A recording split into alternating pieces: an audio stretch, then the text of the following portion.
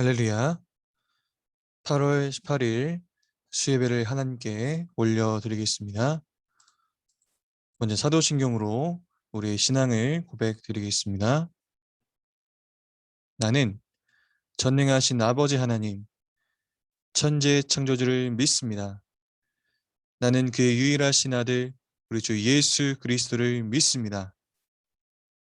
그는 성령으로 잉태되어 동정녀 마리아에게서 나시고 본디오 빌라도에게 고난을 받아 십자가에 못 박혀 죽으시고 장사한 지 사흘 만에 죽은 자 가운데서 다시 살아나셨으며 하늘에 오르시어 전능하신 아버지 하나님 우편에 앉아 계시다가 거기로부터 살아있는 자와 죽은 자를 심판하러 오십니다.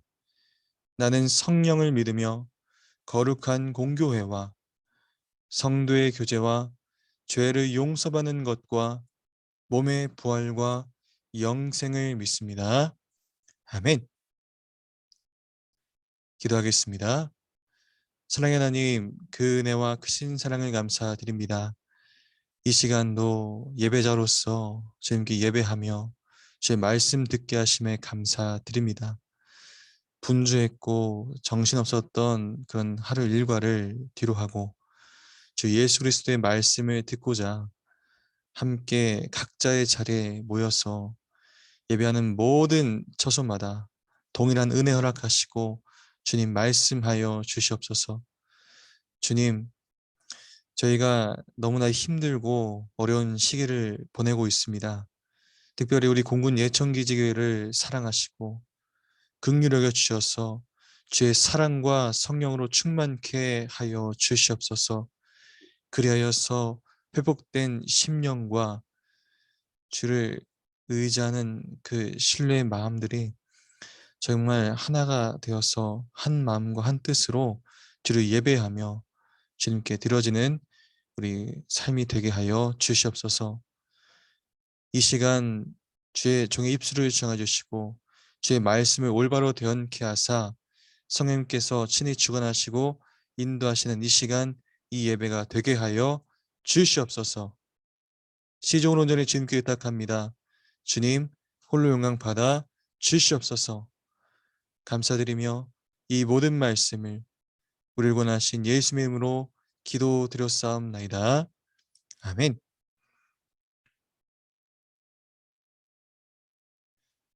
네, 이 시간 은혜 받으실 하나님의 말씀은 신약 성경 로마서 3장 9절부터 20절까지 말씀이 되겠습니다. 네, 신약 성경 로마서 3장 9절부터 20절까지 말씀이 되겠습니다. 네, 말씀 다 찾은 줄 믿고 제가 함께 봉독해 드리겠습니다. 그러면 어떠하냐? 우리는 나으냐? 결코 아니라. 유대인이나 헬라인이나 다 죄 아래 있다고 우리가 이미 선언하였느니라. 기록된 바 의인은 없나니 하나도 없으며 깨닫는 자도 없고 하나님을 찾는 자도 없고 다 치우쳐 함께 무익하게 되고 선을 행하는 자는 없나니 하나도 없도다. 그들의 목구멍은 열린 무덤이요 그 혀로는 속임을 일삼으며 그 입술에는 독사의 독이 있고 그 입에는 저주와 악독이 가득하고 그 발은 피 흘리는데 빠른지라. 파멸과 고생이 그 길에 있어 평강의 길을 알지 못하였고 그들의 눈앞에 하나님을 두려워함이 없느니라 함과 같으니라. 우리가 알거니와 무릇 율법이 말하는 바는 율법 아래에 있는 자들에게 말하는 것이니 이는 모든 입을 막고 온 세상으로 하나님의 심판 아래에 있게 하려 함이라. 그러므로 율법의 행위로 그의 앞에 의롭다 하심을 얻을 육체가 없나니 율법으로는 죄를 깨달음이니라. 아멘. 잠시 기도하고 말씀 나누겠습니다. 사랑의 하나님, 그 은혜와 크신 사랑을 감사드립니다. 이 시간 저에게 말씀하시고 깨닫게 하실 주 예수 그리스도를 의지하며 신뢰하며 나아갑니다. 성령님 간절히 인정합니다. 환영합니다. 모셔드립니다. 바람같이 불같이 생수같이 임재하시고 이 시간이 예배로 온전히 주관하여 주시옵소서. 감사드리며 이 모든 말씀을 우리를 원하신 예수 이름으로 기도드렸사옵나이다. 아멘. 할렐루야. 주님께서 이 시간 우리와 함께 하심을 믿으십니까? 주께서 이 시간 함께 하시고 이 예배를 온전히 주관하실 줄 믿습니다. 오늘 우리 함께 읽은 말씀을 가지고 로마서 강의 6번째 시간, 우리는 모두 죄 아래에 있습니다 라는 부제목으로 해서 함께 말씀의 은혜를 나누고자 합니다. 자, 우리가 여러분 혹시 장기 둬보신 적 있으신가요? 치열하게 장기를 두다 보면 결정적인 순간에 장군을 선언할 때가 있습니다. 상대방의 장군 소리에 정신을 차리고 주변을 보면 어느덧 외통수를 맞은 자신, 그래서 어떻게 할 수도 없음을 깨닫게 됩니다. 그러니까 이리저리 빠져나갈 궁리를 해보지만 어느덧 상대방이 사전에 퇴로를 차단해 놓은 것이죠. 결국 꼼짝없이 상대방에게 승복할 수밖에 없습니다. 이번 장의 본문이 바로 이와 같은데요. 그동안 치밀하게 준비하여 이방인의 죄악에 대해 또 유대인의 죄에 대해 차근차근 논쟁을 끌고 오던 바울은 이번 장의 본문에 와서 로마서를 읽는 모든 독자에게 장군을 외칩니다. 여기서 장군은 유대인이나 헬란이나 모두 꼼짝없이 죄 아래에 있다라는 것인데요. 이 선언 앞에 유대인이나 헬라인이나 그 누구도 빠져나갈 퇴로가 없습니다. 유대인들은 율법의 행위를 자랑하려 하였으나 결국 무력한 자기의 의에 불과했고, 율법이 없는 이방인은 율법 없이 자신의 정욕을 따라 살다가 양심을 통해 죄 가운데 처했음을 깨닫습니다. 율법주의와 무율법주의는 서로 다른 정반대의 길과 같지만 하나님을 거부하고 자기 노력과 욕심을 따라간다는 점에서 같습니다.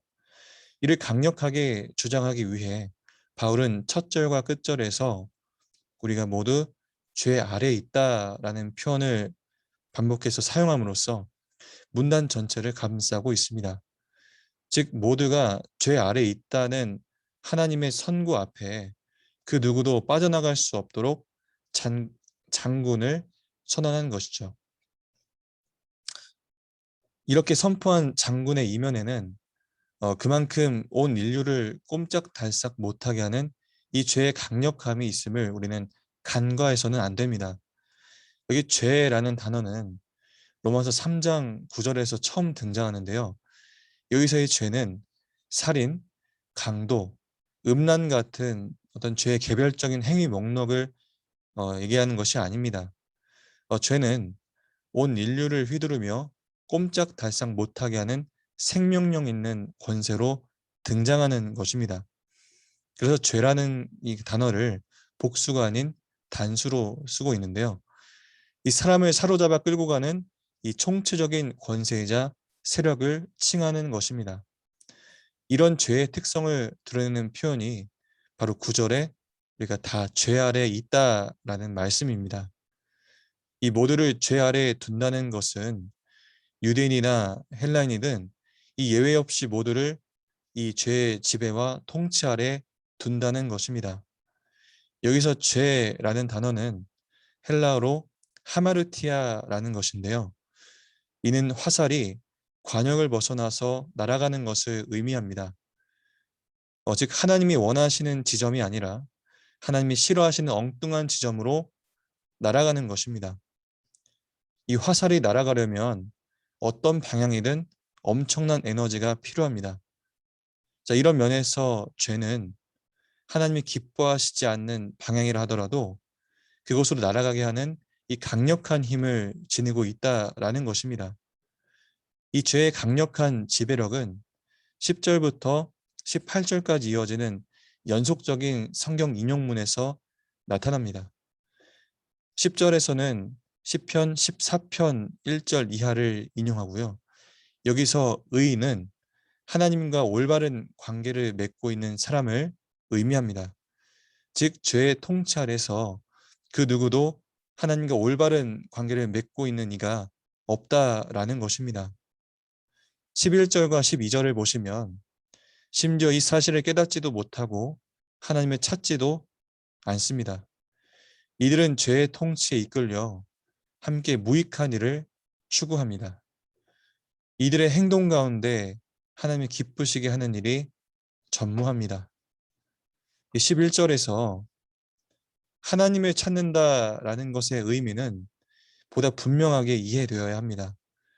이것은 참된 하나님을 찾고 알고 싶고 그분을 기뻐하고 싶은 어떤 열망과 그 안에서 경배하고 감사하며 즐거워하고 싶은 어떤 갈망을 얘기를 하는데요. 바울이 말하는 이 말의 의미는 다음과 같습니다. 어떤 사람이 하나님이 계신지에 대해 지적인 호기심을 가지거나 이 철학적으로 하나님이 있다고 확신할 수는 있습니다. 자, 그러나 그것은 하나님을 만나려는 참된 열정이 아니라는 것입니다. 어떤 사람들은 살면서 문제가 생길 때 이 자신의 죄책감을 해결할 어떤 용서나 자신의 근심을 덜어줄 영적인 평화나 이 앞으로 어떻게 살아가야 할지 알게 해주는 어떤 능력 및 어떤 지혜 혹은 공허함을 채워줄 수 있는 어떤 신비한 경험이 필요하다는 것을 깨닫습니다.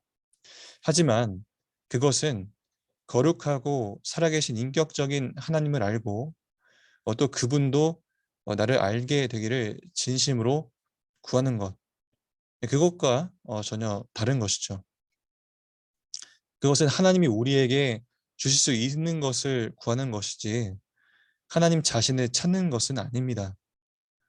하나님을 찾는 길을 생각할 때에 우리가 깨달아야 할 것은 우리 자신이 그 길을 찾으려고 애쓴 것이 아니라 하나님이 우리를 오게 하셨다라는 것입니다. 하나님이 먼저 우리에게 이 믿음을 주시기로 결심하셨기에 우리가 믿기로 결단할 수 있는 것이죠. 이 차이를 통해 달라질 수 있습니다. 달라지는 것이 있습니다. 우리는 하나님이 우리로부터 숨지 않으셨다라는 사실에 기뻐할 수 있습니다. 자, 우리가 그분에 대해 알고 있는 모든 것들이 실은 하나님이 드러내 주신 것들이라는 사실에 감사할 수가 있는 것이죠. 자, 우리가 먼저 하나님을 찾으려고 했다는 어떤 증거도 없다라는 사실, 그 사실 앞에 우리는 겸손해집니다. 이 구원은 우리가 하나님을 찾으려고 결심하면서 시작된 것이 아닙니다. 그것은 하나님이 우리를 선택하시면서 시작된 일입니다. 바울은 궁극적으로 우리의 행위들이 우리를 구원하는데 아무런 소용이 없다고 가르칩니다. 사실상 선한 행위들은 우리를 의에 가까이 가게 하기는커녕 오히려 의로부터 멀어지게 합니다. 성경이 말하는 참되고 선한 행위는 겉모습뿐 아니라 동기까지도 선한 것입니다. 만약 당신이 이 길을 건너는 할머니를 여러분이 도와준다고 한다면 그것은 하나님의 뜻에 부합하는 행동이라 할 수 있습니다. 자, 그런데 왜 할머니를 도와주는가? 만약 건너편이 어,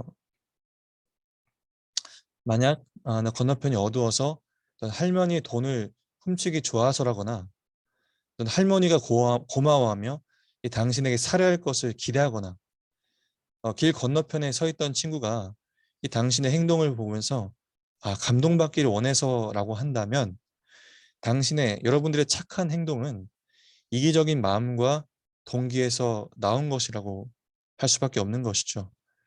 하나님 보시기에 선한 행동은 자신의 영광이 아닌 하나님의 영광을 구하는 것입니다. 이 그리스도에 대한 믿음 없이 선한 행위들을 한다면 그것은 하나님을 위한 것이 아니라 우리 자신을 위한 것일 뿐 진실로 선한 것은 아니라는 것입니다. 이 죄의 통치는 우리 각 개개인을 황폐하게 만든다라는 것을 우리는 명심해야 됩니다. 이 개인의 황폐함이 가장 뚜렷하게 드러나는 부분이 바로 언어인데요. 이 말은 어떤 그들의 죄인들의 말은 속임과 거짓이 가득하고 독사의 독, 즉 사람을 치명적으로 해롭게 하는 이 악이 가득하며 저주와 악독한 말이 가득합니다. 20세기 독일의 철학자 하이데거는 이 언어는 존재의 집이다라는 말을 했습니다. 이 언어가 단순히 사람과의 의사소통을 하는 수단에만 그치지 않고 이 더 나아가 존재가 머물고 존재가 세상과 만나는 장소를 제공하는 자리라는 뜻인데요. 따라서 언어는 존재의 바탕이자 근원으로서의 역할을 합니다. 이렇게 볼 때에 황폐하고 악독한 언어가 흘러나오는 사람은 그 존재의 바탕과 근원에 이 죄가 자리 잡고 지배함을 알 수 있습니다. 즉 내면에 자신을 다스리는 죄가 이 다양한 그 악한 언어로 표출되고 있는 것이죠. 자, 우리가 15절부터 보시면 죄의 통치가 사람의 행동에 어떤 영향을 끼치는가가 묘사됩니다. 자, 이사야서 59장 7절부터 8절까지 내용을 인용한 이 15절부터 18절 말씀은 이들의 행동이 하나님의 인도하시는 샬롬의 길, 즉 평강의 길과 정반대 길로 가고 있음을 말씀합니다. 먼저 악인의 길은 사람들에게 치명적인 해악을 줄 수 있으며 최선을 다해서 행동한다고 하지만 결국 파멸과 비참한 고생의 열매를 거둘 뿐입니다. 그리고 이들은 하나님을 향하여 두려워하지 않습니다. 이 구절의 근거가 되는 시편 36편 1절 한번 읽어볼까요? 시작.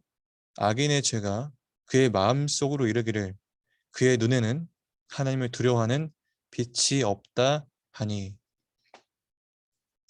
이 구절을 좀 더 자세히 풀어서 설명을 합니다. 그러니까 이런 눈빛이 나타나는 것은 악인 속의 역사는 죄가 그의 마음속을 다스리고 그 속에 거짓된 메시지, 즉 악한 언어를 속삭이기 때문입니다. 결국 죄가 통치할 때는 이 죄는 사람의 언어와 사고를 뒤틀게 만들고 그의 눈빛과 행동에 영향을 주게 되는 것이죠. 이처럼 죄의 지배를 받는 이 사람의 적나라한 현실이 이 10절부터 18절까지 이 악의 인용 구절들을 통해서 종합적으로 드러납니다. 이 놀라운 것은 이러한 인용 구절들이 이 단순히 악의 통치 아래에 있는 이 사람들의 비참한 모습만을 묘사하는 게 아니라는 사실입니다. 이 인용 구절 전의 문맥을 살펴보면 일관되게 흐르는 이 하나님의 마음이 드러난다라는 것이죠. 즉 이렇게 악한 행동에도 불구하고 하나님은 이들의 악을 고발하고 직면하시는 동시에 하나님 자신이 그의 백성과 체결하신 언약에 그냥 신실하심으로 그 죄 아래서 속수무책으로 무력하게 끌려다니는 우리들을 이 결국에는 구출하시고 그 모든 비참함에도 불구하고 결국 언약을 지키시기 위하여 구원의 행동을 시작하시겠다고 다짐하는 것입니다. 이러한 전제는 3장 21절에 본격적으로 나타납니다. 그러나 하나님의 신실하심이 본격적으로 드러나기 전에 우리는 죄 아래에 있는 우리의 현실을 직시하고 받아들여야 합니다. 이것은 누구도 부인할 수 없는 분명한 사실임을 확실히 해야 합니다. 이를 바울은 19절에서 우리 모두가 모든 입을 막고 하나님의 심판 아래에 처하게 되었노라라고 선언합니다. 자, 그렇다면 모든 입을 막는다라는 것은 무슨 의미일까요? 이 바울 당시의 유대 법정에서는 이 피고가 핑계할 수 없는 명백한 범죄가 드러났을 때는 이 법관이 이를 거짓으로 핑계대려고 이 변호하지 말라라는 신용을, 자, 입을 막는 신용을 했습니다. 심지어는 피고의 입을 때리기도 했는데요. 이 바울이 공회 앞에 증언을 할 때에 대제사장 아나니아가 이 곁에 있는 사람들에게 바울의 입을 치라고 한 것이 대표적인 예라고 볼 수 있습니다. 예수님도 대제사장 앞에서 증언하려 하실 때 비슷한 일을 당하셨죠. 이렇게 볼 때에 모든 입을 막고 온 세상이 하나님의 심판 아래에 있게 한다라는 19절의 말씀은 그 누구도 핑계할 수 없을 정도로 이 분명하게 온 인류가 죄 아래에 있어 이 결국 하나님의 심판 아래에 직면하게 되었음을 보여줍니다. 이런 흐름 가운데 유대인들은 스스로 자부심으로 삼고 있던 율법조차도 하나님의 심판 앞에 아무런 영향력을 행사할 수 없는 무력한 것임을 깨닫습니다. 이 본문 논의의 결론에 해당하는 20절 말씀은 이렇게 선언합니다. 그러므로 율법의 행위로 그의 앞에 의롭다 하심을 얻을 육체가 없나니 율법으로는 죄를 깨달음이니라. 여기서 율법의 행위는 이방인과 구별되는 하나님 백성의 지위를 유지하기 위해서 율법이 요구하는 여러 가지 규정을 말합니다. 이 구체적으로는 할례, 안식일, 정결법 또는 음식과 같은 외적인 표지 행위들을 모두 포함합니다. 자, 이러한 것들은 유대인들을 이방 죄인들과 구분시켜주는 이 경계선의 역할을 하였습니다. 즉, 율법의 행위는 유대인의 정체성을 부여하는 수단, 그 수단이었던 것이죠. 그러나 이러한 행위로는 하나님 앞에 의롭다함을 얻을 수가 없다라는 것입니다. 여기서는 의롭다함을 얻을 육체가 없다고 선언하고 있으시죠. 자, 이 말씀은 시편 143편 2절을 인용한 것인데, 자기 원래는 의로운 인생이 없다라고 한 말씀을 육체가 없다라는 표현으로 바꾸어서 표현하였습니다. 자, 그렇다면 육체란 무엇입니까? 육체란 표현은 이 창세기 6장에 등장하는 노아 이야기에서 볼 수 있는데요. 이는 하나님으로부터 떨어져서 연약함과 부패함 가운데 있으면서 이 세상에 의존하며 자신의 수단과 방법으로 살아가기를 결심하는 사람들을 뜻하는 것입니다. 이런 육체로 사는 인간은 하나님의 심판의 날에 피할 수 없는 그 심판에 직면하게 된다라는 것입니다. 그럼에도 육체 수준에 사는 사람은 자신이 의존하는 율법의 행위가 심판의 날에 특별한 구원을 가져다 주시리라고 기대하며 헛된 소망 가운데 삽니다. 헛된 소망 중에 하나가 바로 유대인들이 자랑스럽게 여기는 할례입니다. 이 할례를 자신의 육체에 새겨 넣었다고 해서 특별한 구원을 기대한다면 사실 이런 소망을 갖고 사는 것 자체로 이 자신이 육체의 수준에 머물러 있는 것임을 의미하는 것에 불과한 것입니다. 이들은 이런 율법의 행위가 하나님 앞에 자신의 특별한 지위와 특별한 구원 혜택을 가져다 준다고 여겼습니다. 이는 율법의 역할을 완전히 오해한 것이었는데요. 율법은 그 속에 담긴 율법의 정신을 살려 실제적으로 율법을 행할 수 있어야 합니다. 그러나 2장 21절부터 23절에서 살펴본 것처럼 우리는 이 율법을 행할 수 있는 실질적인 능력이 결여되어 있습니다. 자, 그렇다면 능력이 결여되어 있는 유대인들에게 이 율법은 어떤 기능을 할까요? 우리들에게도 어떤 기능을 할까요? 율법은 우리가 육체 수준밖에 되지 않으며, 그러니까 육체의 수준밖에 되지 않으며 그분 앞에 자랑할 것이 아무것도 없다는 것을 깨닫게 하는 지식, 그것으로 이끌 뿐입니다. 이것이 바로 율법이, 그러니까 이것이 바로 바울이 율법으로 죄를 깨닫는다라고 말하는 이 내면의 깊은 속사정인 것이죠. 이 결국 율법을 통해 우리는 죄의 지식을 얻게 될 뿐입니다.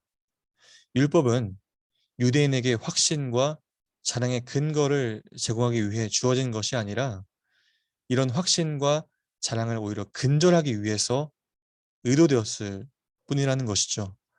이 결국 유대인도 이방인과 함께 누구도 부인할 수 없는 적나라한 현실에 직면하게 되었고 빠져나갈 수 없는 외통수에 걸린 것입니다.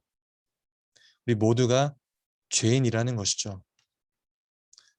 그리고 이들을 기다리고 있는 것은 하나님의 진노와 심판이라는 것입니다. 말씀을 맺겠습니다. 결국 우리는 이번 장의 말씀 앞에 우리 자신에게 의로움이 전혀 없다라는 사실을 인정할 수밖에 없습니다. 그러기에 우리에게 필요한 것은 바로 나 자신의 의로움이 아닌 하나님으로부터 오는 하나님의 의입니다. 하나님 앞에 철저히 자신을 부인하고 나를 위해 하나님이 친히 준비하신 하나님의 의를 붙잡는 것만이 유일하게 살 길이라는 것입니다. 나는 지금 하나님 앞에 헛된 것을 붙들고 든든하게 생각하며 혹시 자랑하는 그런 삶을 살고 있지 않습니까? 이 주변을 너무나도 쉽게 정죄하면서도 그런 나는 그래도 저들보다 낫다라고 하는 낫고 의롭다라는 그릇된 착각에 혹시 빠져 있지는 않으신가요? 자, 우리가 해야 할 전부는 빈손으로 그리스도께 가서 그분의 의를 받는 것입니다. 사람들을 구원해서 멀어지게 하는 것은 그들의 죄라기보다는 그들의 선한 행위들입니다. 만약 우리가 스스로 선하다고 하면서 자신의 의로서 자기가 한 선행을 하나님께 드린다면 우리는 하나님의 은혜로 주시는 그 의를 받을 수 없습니다. 우리는 우리의 선함을 포기하고 우리의 반역만이 아니라 종교성을 또 회개해야 합니다. 우리는 말없이 빈손으로 가서 주님이 주시는 이것을 받을 필요가 있습니다. 함께 생각해 볼 질문입니다. 첫 번째로, 왜 선한 사람들에게 복음이 필요할까요? 자신이 하나님 보시기에 충분히 선하다고 생각하는 사람에게 이것을 어떻게 설명해 줄 수 있을까요? 자, 두 번째로는 왜 당신에게 복음이 필요합니까? 선행이 자랑스럽거나 죄로 인해 절망감이 들 때에 복음이 당신의 마음을 주장하게 하려면 어떻게 해야 하겠습니까? 세 번째로 당신의 죄가 당신의 삶과 생각과 관계들에 미치는 영향이 어떻다고 생각하십니까? 자, 오늘 말씀의 내용들을 기억하시면서 이 질문들을 우리 여러분의 삶 속에 대입해 보시고 묵상해 보시고 기도하는 시간 갖으면 좋겠습니다. 우리 이 시간 함께 찬양 한 곡 부르시고 올려드리고 우리 잠시 우리 마음의 고백으로 기도하는 시간 갖도록 하겠습니다.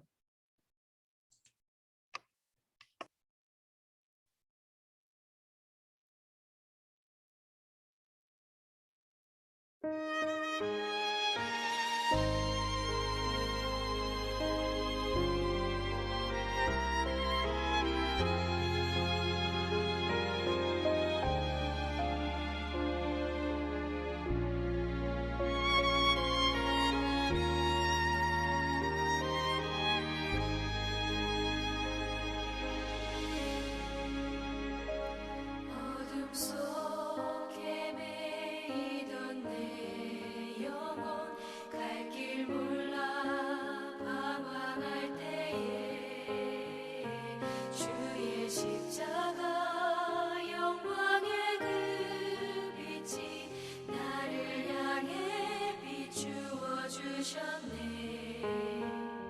주홍빛보다 더 붉은 내 죄 그리스도의 피로 씻기어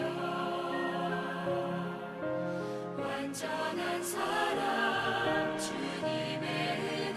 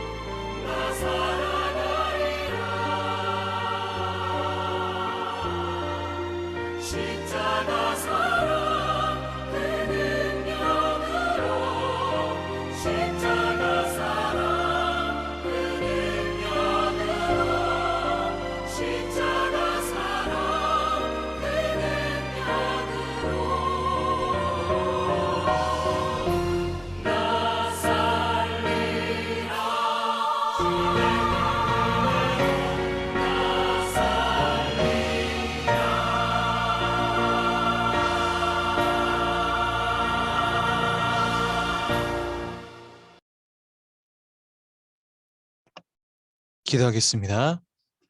사랑의 하나님, 그 은혜와 크신 사랑에 감사드립니다.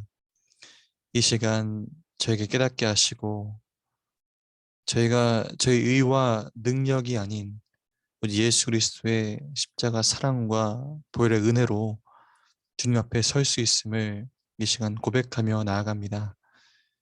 주님, 율법을 신봉했던 유대인들, 율법이 잘못된 것이 아니라 그 율법을 어떤 자신들의 의를 정당하고자 하는 수단으로서 오용한 유대인들의 오만함과 어떤 잘못된 행실들을 주님 깨닫게 하셨던 것처럼 주님 저희들의 삶 속에서도 주님께 예배하는 자로서 주의 자녀로서 나아가는데 걸림돌이 되는, 또한 내 의와 내 이름을 드러내는 것으로서 쓰여지는 잘못된 신앙의 어떤 형태들을, 신앙생활의 어떤 습관들을 다 내려놓고 오직 주 예수 그리스도 한 분만을 온전히 의지하며 바라볼 수 있는 저희들의 삶이 되게 하여 주시옵소서. 주님, 저희들의 힘과 능은 의지하지 않고 오직 주 예수 그리스도의 이름 한 분만을 의지하며 구하는 저희들의 삶이 되게 하여 주시옵소서. 주님께서 함께 하시고 인도하심을 믿고 감사드리며 이 모든 말씀을 우리를 원하신 예수 이름으로 기도드렸사옵나이다. 아멘. 자, 우리 이 시간 주기도문 함으로 모든 예배를 마치도록 하겠습니다. 하늘에 계신 우리 아버지, 아버지 이름을 거룩하게 하시며 아버지의 나라가 오게 하시며 아버지의 뜻이 하늘에서와 같이 땅에서도 이루어지게 하소서. 오늘 우리에게 일용할 양식을 주시고 우리가 우리에게 잘못한 사람들을 용서하여 준 것 같이 우리 죄를 용서하여 주시고 우리를 시험에 빠지지 않게 하시고 악에서 구하소서. 나라와 권능과 영광이 영원히 아버지의 것입니다. 아멘. 할렐루야. 오늘 모든 예배가 끝났습니다. 한 주간도 그래서 승리하시는 모두가 되시기를 예수님으로 축원을 드립니다. 감사합니다.